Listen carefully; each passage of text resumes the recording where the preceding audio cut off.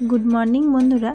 आज के दिनटा छिलो 26शे जानुआरी और 26शे जानुआरी छिलो छुटिर दिन होलेई मने हय जेन कोथाओ बाइरे एकटु घुरे आसि। आजके सेरकमई एकटा प्लान करेछिलाम इको पार्के जाওয়ার জন্য। কর্তামশাই বৌদিকে নিয়ে আর পুচকু একজনকে নিয়ে স্কুটিতে করে চলে গেছে, আমরা যাব বাসে। ছেলে তো খুব কান্না করছিল, তাই ওকে একটা চিপস কিনে দিই। কিন্তু আমরা একটা ভুল দিন ডিসিশন করেছিলাম 26শে জানুয়ারি, যার কারণে ইকো পার্কে প্রচুর ভিড় ছিল এবং রাস্তাও ভীষণ জ্যাম ছিল।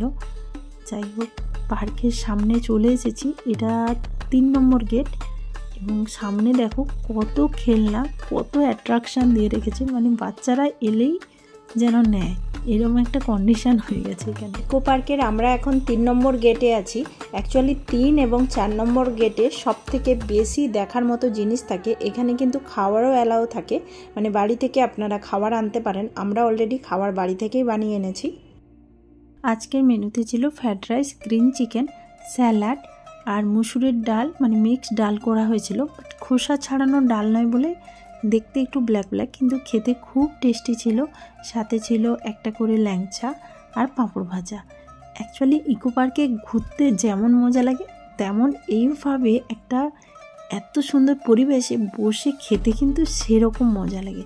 তাই আমরা যতবারই ইকো পার্ক আসি তখনই চেষ্টা করি এখানে এসে খাওয়া দাওয়া করতে। চলুন, খাওয়া দাওয়া কমপ্লিট হয়ে গেছে, অনেকক্ষণ রেস্ট নিয়েছি। এবার চলে যাব পার্কটা পুরো ঘুরে দেখতে। এবং পুরো পার্কটা কিন্তু সুন্দর ফুলে সাজানো ছিল। শীতকালে এটাই হচ্ছে ইকো পার্কের আসার একটা মজা, দারুণ দারুণ ফুল এবং সুন্দর করে সাজানো থাকে।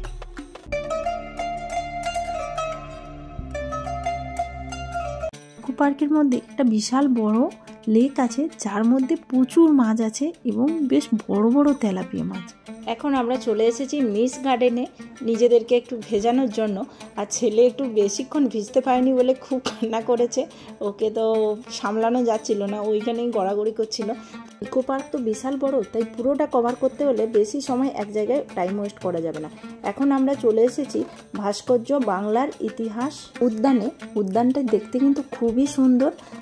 ওয়ালে গায়ে খুব সুন্দর ঘাস করা হয়েছে, ওগুলো মানে সবুজ গ্রিন গ্রিন ওয়াল হয়ে গেছে এবং পুরো উদ্যানের ওয়াল জুড়ে ঐতিহাসিক চিত্রপট ফুটিয়ে তোলা হয়েছে।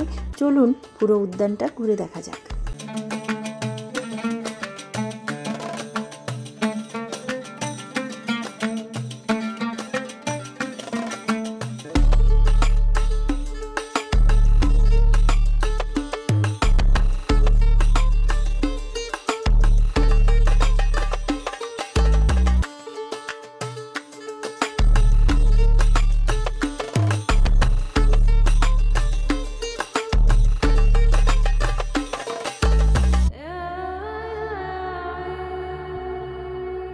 ঐতিহাসিক বাংলা ভাস্কর্য উদ্যান থেকে বেরিয়ে আমরা চলে এসেছি এখন হেলিকোনিয়া গার্ডেনে। ইকো পার্কের হেলিকোনিয়া গার্ডেন না দেখলে আমার যেন মনে হয় কোনো কিছু দেখা বাকি থেকে গেল। তো এখন চলে এসেছি হেলিকোনিয়া গার্ডেনে। অ্যাকচুয়ালি এখন যেভাবে দূর থেকে এই গার্ডেনের যে ঝর্ণাটা, মানে আর্টিফিশিয়াল ঝর্ণাটা দেখতে হচ্ছে, একটা সময় ছিল যখন 2013-14তে আমরা আসছিলাম, একদম ঝর্ণার গায়ে দাঁড়িয়ে কিন্তু আমরা পিকচার তুলেছি। মাঝখানে যে একটা আর্টিফিশিয়াল লেক তৈরি করা হয়েছে বা এই ঘেরা দেওয়া হয়েছে, তখন কিন্তু এসব ছিল না। এখন চলে এসেছি আমরা গ্রিন হাউসের মধ্যে, পুরো গ্রিন হাউসটা ঘুরে দেখব।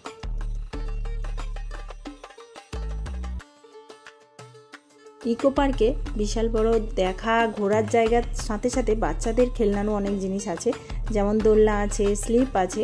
তো আমরা ঘুরতে ঘুরতে আমার ছেলে, দাদার ছেলের চোখে হঠাৎ করে ওইসব জিনিসগুলো পড়ে গেছে, তো ওরা ছাড়বে না, ওরা একটু দোলনা স্লিপ চড়ে নিল।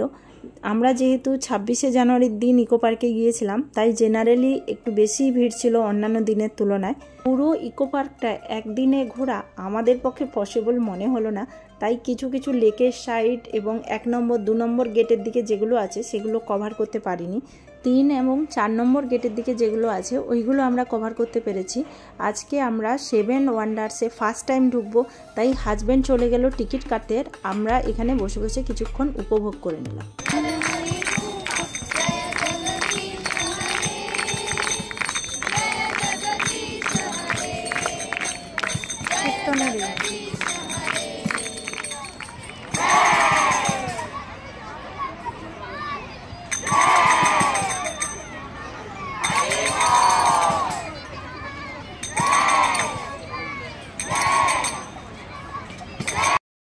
ইকো পার্কের entry fees per head 30 rupees. 7 ওয়ান্ডার্সে এন্ট্রি ফিজও পার হেড 30 রুপিস। মানে 7 ওয়ান্ডার্সে ভেতরে এন্ট্রি করতে গেলে কিন্তু আলাদা করে টিকিট কাটতে হবে।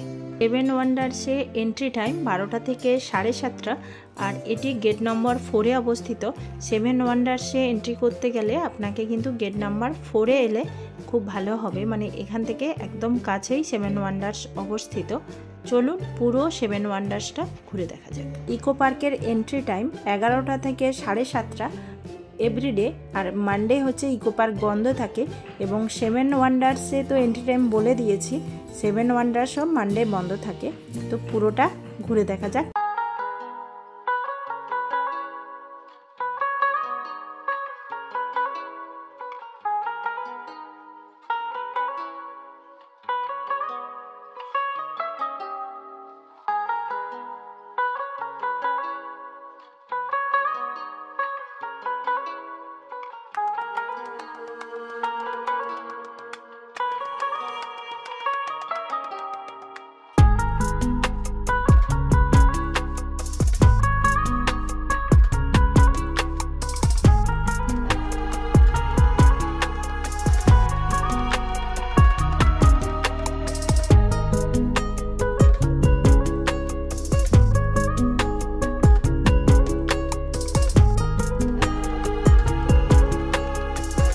এখন তো প্রায় সন্ধেই হয়ে গেছে। আমরা 7 ওয়ান্ডার্স থেকে বেরিয়ে ইকো পার্কের মধ্যে বসে কিছুক্ষণ চা খেয়ে নিলাম, এরপর বাড়ির উদ্দেশ্যে রওনা দিলাম। ওকে বন্ধুরা, টাটা, দেখা হচ্ছে নেক্সট ভিডিওতে। আমার ভিডিওটা কেমন লেগেছে অবশ্যই কমেন্ট করে জানিও।